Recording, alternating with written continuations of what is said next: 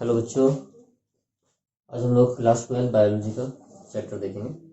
इससे पहले जेनेटिक्स का चैप्टर किया था हमने हिंदी में। आज भी हिंदी में पढ़ेंगे। उसके बाद मुझे टाइम मिलता है तो मैं सैटरडे या फिर संडे को कुछ लेक्चर इंग्लिश में भी अपलोड करूँगा। तो आज हम लोग देखेंगे molecular basis of inheritance, Hindi में वंशागति का आणविक आधार। तो इस चैप्टर में हमें जो है डीएनए के बारे में पढ़ना है। इनहेरिटेंस हम लोग पढ़ चुके हैं पहले चैप्टर में कि वंशागति क्या होती है। किसी लक्षण का माँ बाप से उनके बच्चों में जाना या किसी लक्षण का एक पीढ़ी से दूसरी पीढ़ी में जाना वंशागति कहलाता है। और इसी की स्टडी को हम लोग बोलते हैं जेनेटिक्स या आनुवंशिकी। तो हमने पढ़ लिया था। तो पहले लोगों को यह तो मालूम था कि बच्चों के अंदर कुछ लक्षण ऐसे जरूर होते हैं जो उनके माँ बाप से मैच करते हैं, यानी कि हमारी बॉडी में जरूर कोई चीज़ ऐसी है जो माँ बाप से उन लक्षणों को बच्चों में लेकर जा रही है। लेकिन वो चीज़ कौन सी है उसके बारे में कोई आइडिया नहीं था, क्योंकि बॉडी के अंदर बहुत सारी चीज़ है। बॉडी में कार्बोहाइड्रेट्स भी है, बॉडी के अंदर प्रोटीन्स भी है, बॉडी में डीएनए, आरएनए, लिपिड्स, ये सब बहुत सारे मॉलिक्यूल्स है। तो कौन सा मॉलिक्यूल आखिर ऐसा है जो कि माँ बाप से बच्चों के अंदर उन लक्षणों को लेकर आ रहा है। तो ऐसा अणु या ऐसा पदार्थ जो आनुवंशिक सूचनाओं को या आनुवंशिक लक्षणों को माँ बाप से उनके बच्चों में लेकर जाता है, या ये बोल दीजिए जो एक पीढ़ी से दूसरी पीढ़ी में लक्षणों को लेकर जा रहा है, उस पदार्थ या उस अणु को बोलते हैं आनुवंशिक पदार्थ या आनुवंशिक अणु। तो आनुवंशिक अणु आखिर हमारी बॉडी में है कौन, तो उसको जानने के लिए अलग अलग एक्सपेरिमेंट्स किए गए थे।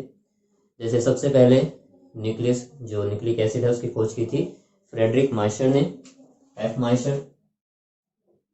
इन्होंने न्यूक्लिक एसिड की खोज की थी और इसका इन्होंने नाम दिया था न्यूक्लिन।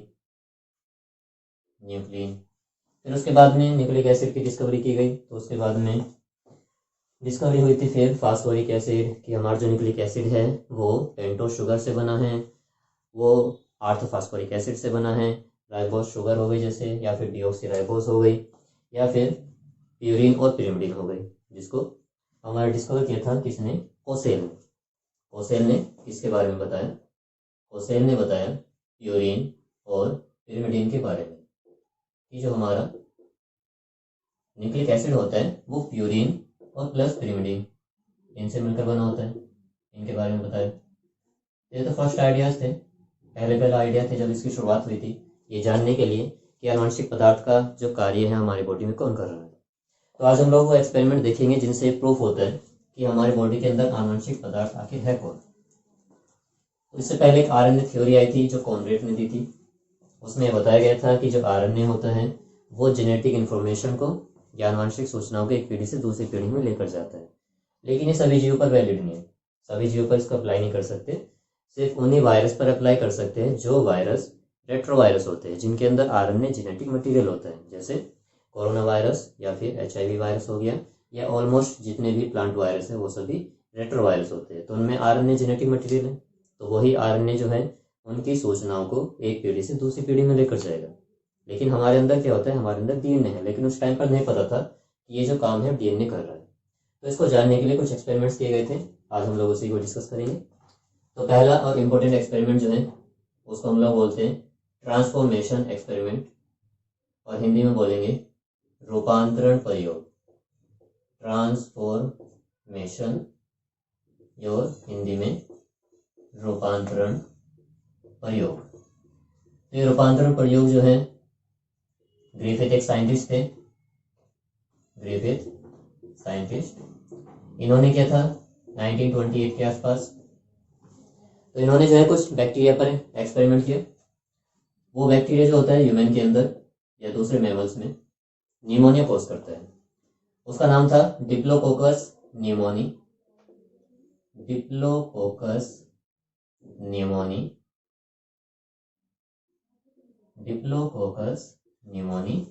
या फिर स्ट्रेप्टोकोकस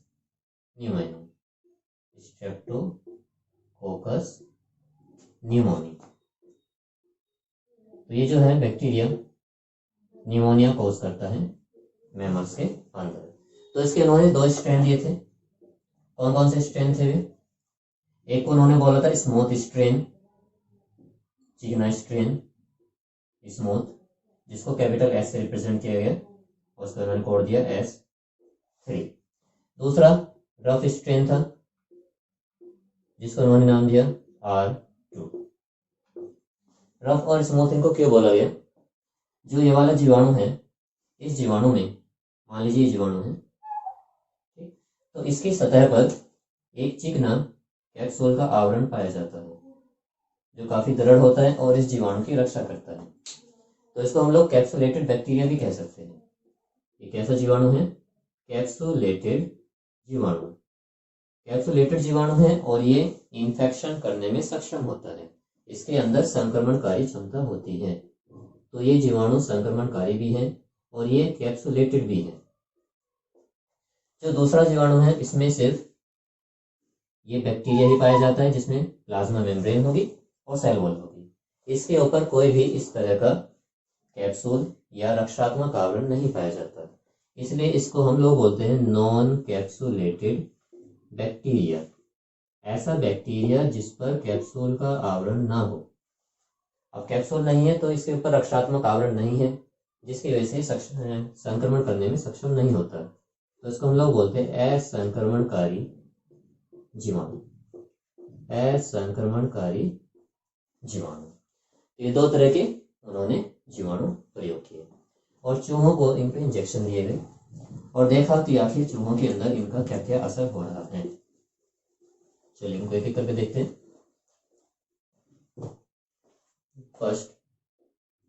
फर्स्ट एक्सपेरिमेंट में उन्होंने क्या करा, चूहा लिया, माइस, और उसको S3 का इंजेक्शन दिया गया। S3 इंजेक्शन, तो S3 इंजेक्शन जो अगर देंगे तो S3 जो है वो इन्फेक्शन करने में, संक्रमण करने में सक्षम होता है। तो चूहे में जाएगा, उसको बीमार करेगा, निमोनिया हो जाएगा और कुछ टाइम के बाद में जो चूहा है उसकी डेथ हो जाएगी। तो माइस जो है वो मर जाएगा, माइस डाइस। इजी है। दूसरा, अब इसी चूहे को और दूसरे चूहे को उन्होंने R2 इंजेक्शन दिया। अब R2 का बैक्टीरिया कैसा है? असंक्रमणकारी। अब ये असंक्रमणकारी है तो चूहे में जाकर कोई इन्फेक्शन नहीं कर पाएगा। इन्फेक्शन नहीं होगा तो चूहा सही सलामत रहेगा, वो जिंदा रहेगा। तो यहाँ पर जो चूहा है वो सर्वाइव कर जाएगा, यानी कि चूहा जीवित रहेगा। इजी है भाई। चलिए थर्ड में उन्होंने क्या करा, चूहा लिया, माइस, और जो S3 का जीवाणु है इसको थोड़ा सा गर्म किया गया।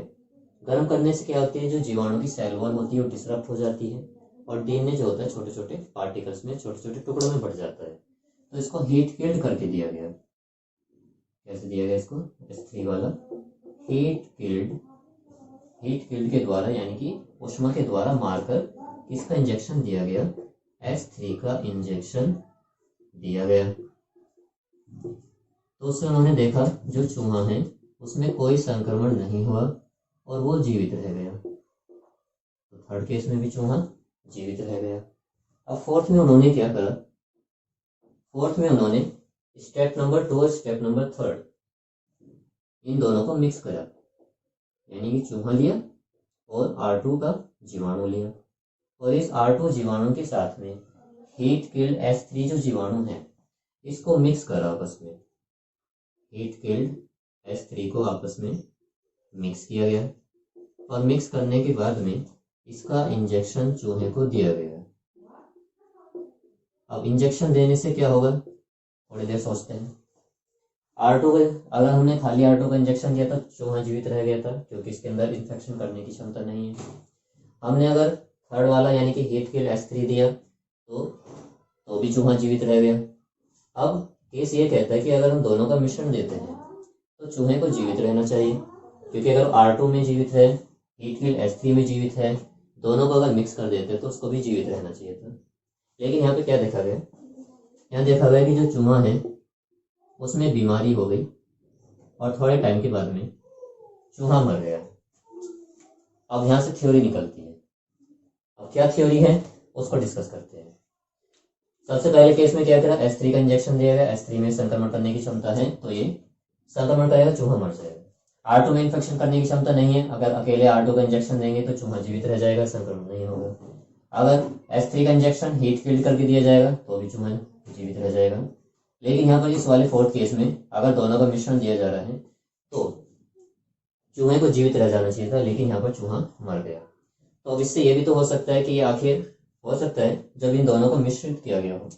मान लीजिए ये वो टेस्ट ट्यूब थी जिसके अंदर इन दोनों तरह के बैक्टीरिया को लिया गया। मान लीजिए ये है हमारा R2 वाला बैक्टीरिया, R2 बैक्टीरिया, और इसी के अंदर हमने किसका मिश्रण डाला है, हीट गिल्ड H3 का। तो मान लीजिए ये है हीट गिल्ड H3 के छोटे छोटे पार्टिकल जिसमें डीएनए भी है। अब जब इन दोनों को मिक्स किया गया तो हो सकता है ऐसा कि हीट गिल्ड जो H3 जीवाणु है उससे कुछ लक्षण ऐसे हो जो संक्रमण करने में सक्षम होते हो, और वो लक्षण जब इन दोनों को मिक्स किया गया तो वो लक्षण H3 से R2 में स्थानांतरित हो गए हो। यानी कि कोई चीज जरूर ऐसी है जो कि H3 से R2 में जा रही है या एक पीढ़ी से दूसरी पीढ़ी में जा रही है, जिसकी वजह से R2 में संक्रमण करने की क्षमता आ गई और उसने संक्रमण करा और चूहा मर गया। तो ग्रिफिथ जो है इन्होंने ये तो देखा कि H3 से R2 में कोई चीज जरूर ऐसी है जिसकी वजह से इन्फेक्शन हो रहा है और चूहा मर गया, लेकिन वो ये नहीं बता पाए कि वो चीज आखिर है क्या। यानी कि वो प्रोटीन है या फिर वो RNA है या फिर वो DNA है। तो उसका पता लगाया था 1944 में, उसका पता लगाया गया 1944 में 3 साइंटिस्ट ने, ओ अवेरी, सी मैकलियोड और मैककार्टी। तो ये 3 साइंटिस्ट थे जिन्होंने ट्रांसफॉर्मेशन एक्सपेरिमेंट जो कि ग्रिफिथ ने परफॉर्म किया था इसी की रीडिस्कवरी की और पता लगाने की कोशिश की आखिर ऐसा कौन सा पदार्थ है जिसकी वजह से R2 जीवाणु में H3 के जैसे लक्षण आ गए और वो चूहे को इन्फेक्शन करने में सक्षम रहा और चूहे की डेथ हो गई। तो उनको 3 बायोमोलिक्यूल पे शक था, कौन कौन से, DNA, RNA और प्रोटीन। तो उन्होंने क्या किया, उन्होंने 3 एक्सपेरिमेंट करके देखे, तीनों को समझने की कोशिश करते हैं। पहला क्या करा उन्होंने, पहले में उन्होंने जो हीट गिल्ड हमारा H3 है या फिर ले लीजिए ये जो मिक्सचर है इन दोनों का मिक्सचर, इसमें क्या किया गया, पहले प्रोटीनेज एंजाइम से इसको ट्रीट किया गया। प्रोटीनेज एंजाइम, तो प्रोटीनेज वे एंजाइम होते हैं जो कि प्रोटीन का डाइजेशन कर देते हैं, प्रोटीन को तोड़ देते हैं। तो इसके अंदर अगर प्रोटीन ऐसा पदार्थ है जो सूचनाओं को इस पीढ़ी से दूसरी पीढ़ी में लेके जा रहा है, तो प्रोटीन अगर नष्ट हो जाएगा तो जो चूहा है उसमें क्या होना चाहिए, इन्फेक्शन नहीं होना चाहिए। और यहाँ पर देखा गया कि प्रोटीनेज इस्तेमाल करने पर भी जो चूहा था उसमें इन्फेक्शन हुआ और चूहा जो है वो क्या रहा, चूहे की डेथ हो गई, माइस डाइस। समझिए हमें क्या करना है, हमें एक एक करके देखना है कि आखिर RNA, प्रोटीन और DNA तीनों में से कौन सा पदार्थ है जिसकी वजह से H3 से R2 में इन्फेक्शन करने की क्षमता आ गई। यानी कि कुछ लक्षण H3 से R2 में ट्रांसफर हो गए, तो वे लक्षण आखिर है कौन से, वे बायोमोलिक्यूल है कौन से जो इन लक्षणों को लेके जा रहे हैं। तो हमने क्या करा, पहले प्रोटीन को डीनेचर किया, प्रोटीन को खत्म करा। तो प्रोटीन को जब खत्म किया गया तो देखा हमने कि माइस के अंदर फिर भी इन्फेक्शन हो रहा है। तो इसका मतलब ये है कि प्रोटीन में तो क्षमता है नहीं जिसकी वजह से इन्फेक्शन को रोक सके, जिसकी वजह से वो इस इन्फेक्शन को यहाँ से यहाँ पर ले जा सके। दूसरे में क्या करा, दूसरे मिक्सचर में चलिए प्रोटीनेज तो हमने ले लिया, अब इसी मिक्सचर को जिसमें प्रोटीनेज भी था, अब इसी मिक्सचर को हमने क्या करा, RNA से ट्रीट करा। RNA वे एंजाइम होते हैं जो RNA को डाइजेस्ट कर देते हैं, तो RNA के टुकड़े टुकड़े हो जाएंगे। इसके बाद भी हमने देखा कि चूहे की डेथ हो गई, यानी कि इन्फेक्शन अब भी हो रहा है, इन्फेक्शन अब भी हो रहा है। अगर RNA वो पदार्थ होता जिसकी वजह से यहाँ पर इन्फेक्शन करने की क्षमता आ रही थी, तो इस केस में यहाँ पर वो इन्फेक्शन नहीं होना चाहिए था, लेकिन वो हो रहा है। तो इससे पता चल रहा है कि RNA आनुवंशिक पदार्थ नहीं है, RNA वो पदार्थ नहीं है जिसकी वजह से H3 से कुछ लक्षण R2 में गए हैं, ना ही प्रोटीन वो पदार्थ है। लेकिन जब इस मिक्सचर के अंदर, इस मिक्सचर में DNA को लिया गया, DNA ऐसे एंजाइम जो DNA को डाइजेस्ट करते हैं, तब देखा गया कि चूहे के अंदर कोई भी इन्फेक्शन नहीं हुआ और चूहा जीवित रह गया। तो अब यहाँ से कंक्लूजन ये निकला कि DNA ही वो पदार्थ है जो H3 बैक्टीरिया से R2 बैक्टीरिया में ट्रांसफर हुआ था और इसी की वजह से R2 के अंदर भी H3 के जैसे संक्रमण करने की क्षमता आ गई थी। जब हमने डीएनए को ही नष्ट कर दिया तो डीएनए नष्ट हो गया तो संक्रमण करने की क्षमता भी नष्ट हो जाएगी, तो चूहा जीवित रह जाएगा। जब आरएनए को आप डाइजेस्ट कर दोगे और डीएनए तो है, तो डीएनए फिर से संक्रमण करेगा और चूहा मर जाएगा। प्रोटीन को डाइजेस्ट करोगे तो भी प्रोटीन डाइजेस्ट हुआ है लेकिन डीएनए अभी भी ऐसा ही है, तो संक्रमण करेगा और चूहा फिर मर जाएगा। तो चूहा यहाँ पर जीवित रह रहा है। तो इससे यही निष्कर्ष निकल रहा है कि डीएनए ही वो पदार्थ है, डीएनए ही वो पदार्थ है जो आनुवंशिक सूचनाओं को एक पीढ़ी से दूसरी पीढ़ी में लेकर जाता है। तो ये था ट्रांसफॉर्मेशन एक्सपेरिमेंट। चलिए, तो ये तो था पहला एक्सपेरिमेंट। फिर इसके बाद में दूसरा एक्सपेरिमेंट किया गया, यही पता करने के लिए कि डीएनए और प्रोटीन आखिर इन दोनों में से कौन एक पीढ़ी से दूसरी पीढ़ी में जाता है, या फिर ये कह लीजिए कि इन दोनों में से कौन आनुवंशिक पदार्थ का कार्य करता है। तो उसको समझने की कोशिश करते हैं। दूसरा जो एक्सपेरिमेंट है उसको बोलते हैं ट्रांसडक्शन एक्सपेरिमेंट। ट्रांसडक्शन एक्सपेरिमेंट, चलिए उसको डिस्कस करते हैं फटाफट।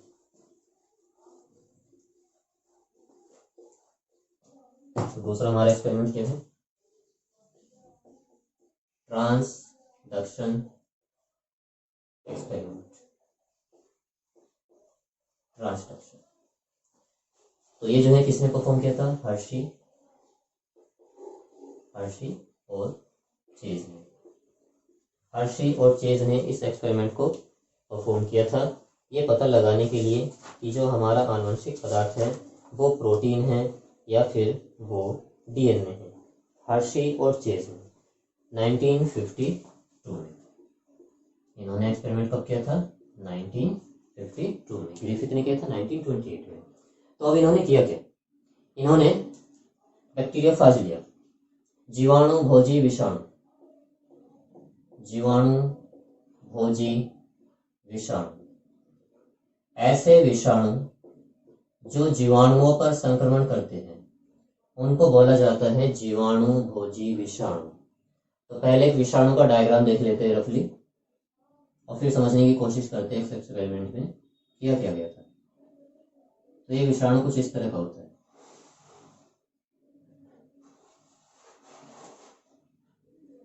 कुछ ऐसा।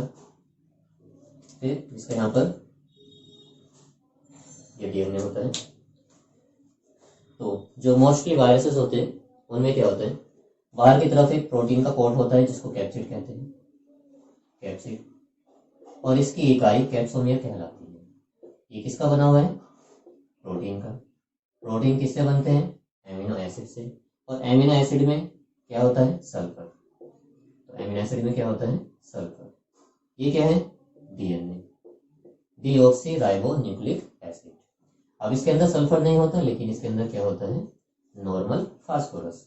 तो नॉर्मल फास्फोरस जो होता है फास्फोरस 30 होता है, और जो नॉर्मल सल्फर है वो होता है सल्फर 32। ओके, और ये होते हैं टेल फाइबर, और ये होती है इसकी नेक, ये शीट होती है इसकी, और ये हो गया हेड वाला पोर्शन। तो सभी वायरसेस के अंदर एक हमारा होता है कैप्सिड जो कि प्रोटीन का कोट होता है जिसमें सल्फर पाया जाता है, नॉर्मल सल्फर, और एक डीएनए या फिर आरएनए, दोनों एक साथ कभी नहीं मिलेंगे, या तो डीएनए होगा या फिर आरएनए होगा।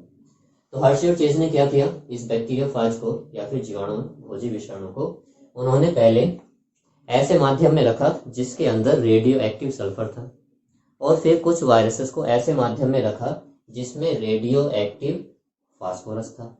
रेडियो एक्टिव फास्फोरस का मतलब क्या है हमारा? कि फास्फोरस 32 और सल्फर 34, इनको क्या बोलते हैं? रेडियो एक्टिव सल्फर और रेडियो एक्टिव फास्फोरस। यानी कि उन्होंने क्या करा? उन्होंने वायरस के अंदर से जो नॉर्मल फास्फोरस था और जो नॉर्मल सल्फर था उसको प्रतिस्थापित करके या उसको हटाकर रेडियो एक्टिव फास्फोरस और रेडियो एक्टिव सल्फर यूज करा, और देखा कि अगली पीढ़ी में इन दोनों में से जाएगा कौन। ओके, मान लीजिए कोई आदमी है, उसके शरीर पर टैटू बनाया गया, और उसी तरह का एक टैटू उसके कपड़ों पर बनाया गया। वो किसी मॉल में गया, मॉल में जाने के बाद में उसको अपने कपड़े चेंज किए, और कपड़े चेंज करने के बाद में बाहर आया। तो बाहर जब वो आएगा तो जो टैटू है वो कहाँ पर मिलेगा हमें? उसके कपड़ों पर मिलेगा, क्योंकि जो कपड़े है वो उतार कर पहले ही मॉल के अंदर छोड़ आया है, सिर्फ उसकी बॉडी पर ही टैटू मिलेगा। तो जो टैटू था वो बॉडी पर मिलेगा, ना कि उसके कपड़ों पर। तो कुछ ऐसी ही टेक्निक या ऐसा ही कॉन्सेप्ट हमको अप्लाई करना है इसको समझने के लिए। चलिए समझते हैं इसको। तो मान लीजिए ये है जीवाणु भोजी विषाणु, बैक्टीरियोफाज। तो ये जो है अटैक करेगा किसके ऊपर, किसी बैक्टीरियल सेल के ऊपर। मान लीजिए ये है बैक्टीरियल सेल, जीवाणु कोशिका। तो जो जीवाणु कोशिका होती है उनके अंदर अपना खुद का एक डीएनए होता है इस तरह का, और साथ में इस डीएनए के छोटे छोटे पार्टिकल होते हैं, टुकड़े, जिनको बोलते हैं प्लाज्मिड।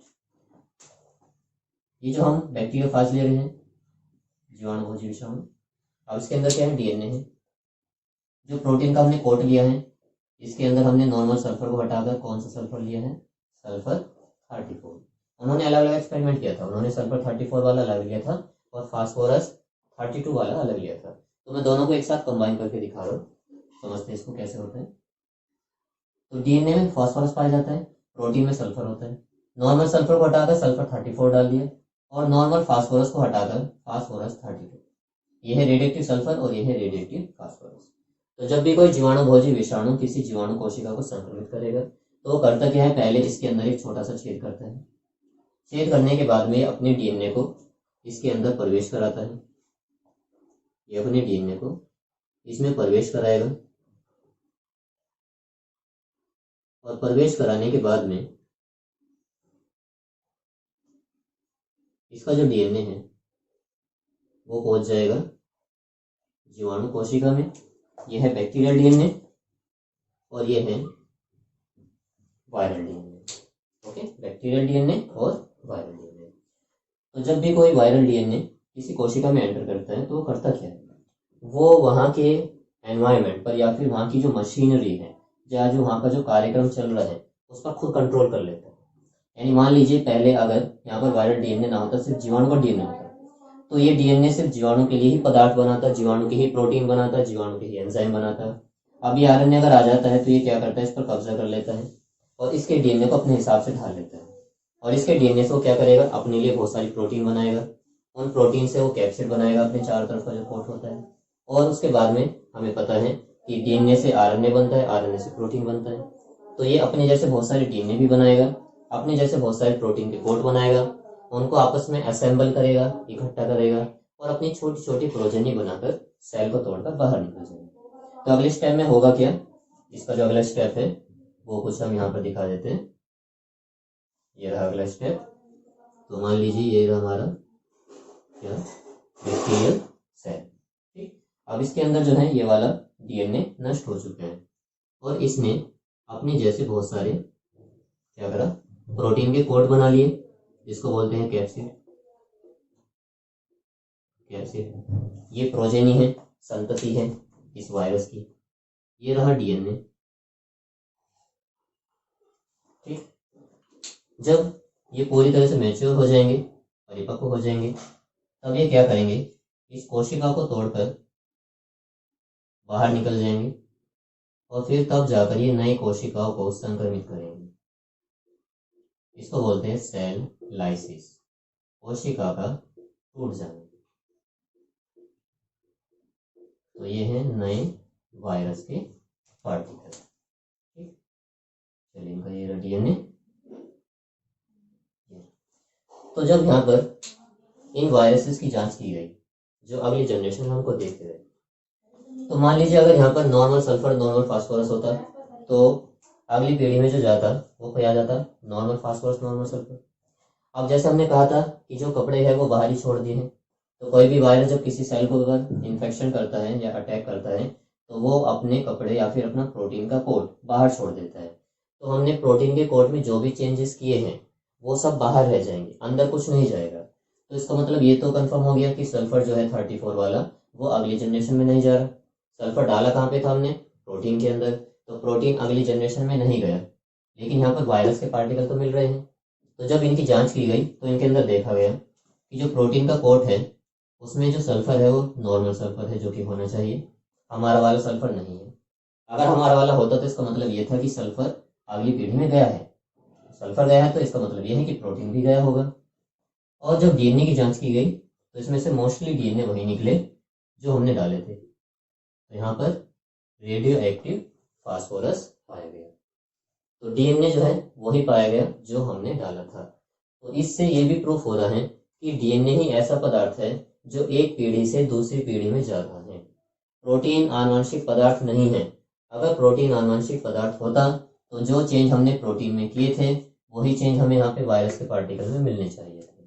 चेंज हमने डीएनए के अंदर किए, नॉर्मल फास्फोरस को हटाकर रेडियोएक्टिव फास्फोरस लिया, जिसकी वजह से अगली जनरेशन के वायरस पार्टिकल में डीएनए में नॉर्मल फास्फोरस नहीं मिला, रेडियोएक्टिव फास्फोरस मिला, फास्फोरस 32, जो कि हमने डाला था।